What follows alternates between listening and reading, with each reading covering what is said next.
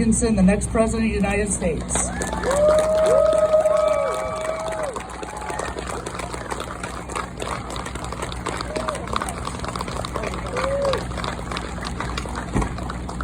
Hello, thanks so much for coming out in the middle of the week, no less. Let me tell you about my grandmother. My grandmother gave me the love of this country. She used to tell me how great America was, and she knows because she came from another country. And she said in her country, it didn't matter how hard you worked, the government would take away everything that was extra, and she loved the freedoms in our country. And when I tell this story about her, a lot of people think, well, we must be talking about Soviet Union or some Eastern Bloc country. Actually, she was from Denmark.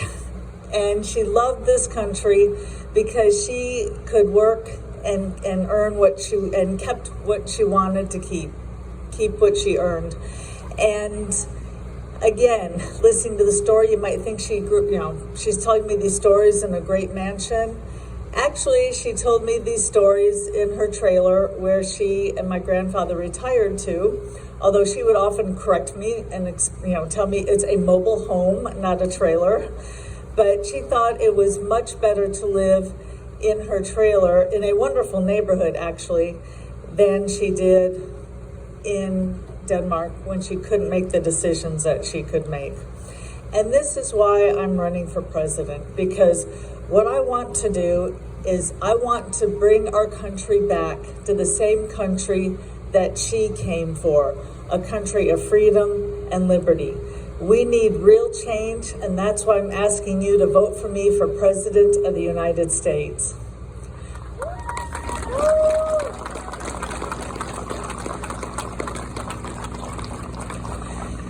I'd like to talk about a problem that we're having right now.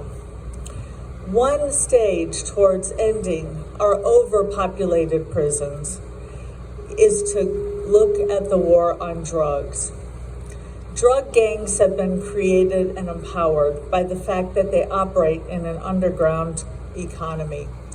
As your president, I will defund federal involvement with police, with local police into drugs. I will end no-knock raids, which too often end up killing innocent bystanders like Breonna Taylor. And I will end qualified immunity so that good citizens can take legal action against police brutality when it becomes necessary.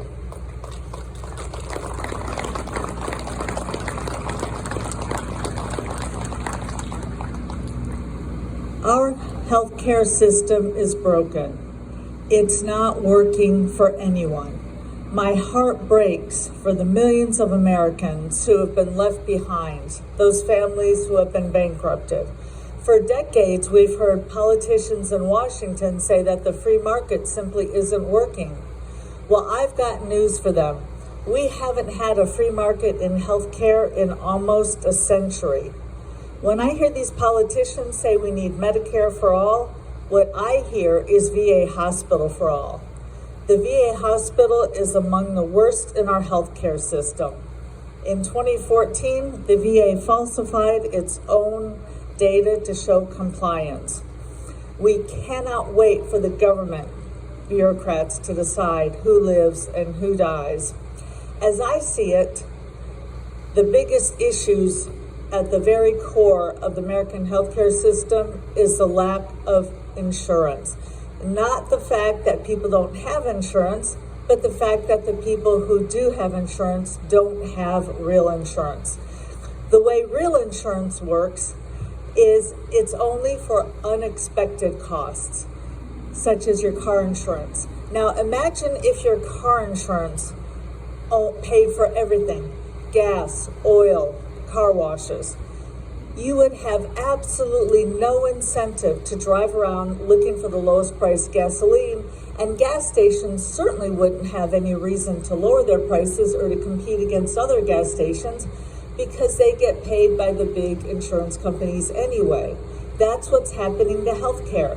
If you look at doctor, patient, insurance company, Nobody is holding down the costs. And by the way, it's a myth that the insurance companies want to hold down the costs, because the only way they can earn larger profits is to pay out more in claims, so that the following year they can increase the premiums. Of course, they can't deny, they have to deny some claim. They can't pay out on every claim, but they have to increase every year. My first day in office, I would bring the troops home and turn America into one giant Switzerland, armed and neutral.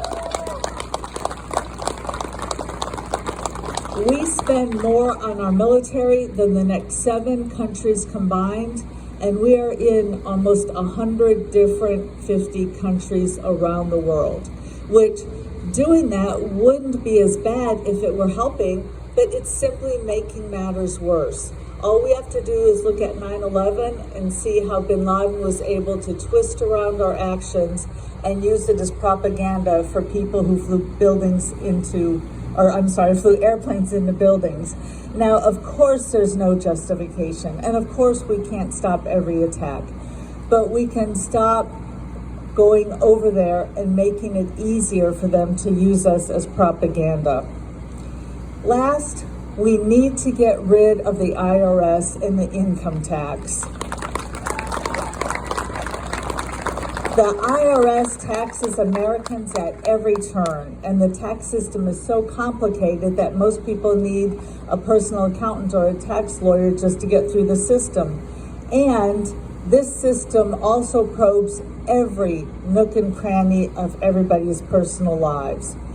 As your president, my veto pen is going to need extra ink.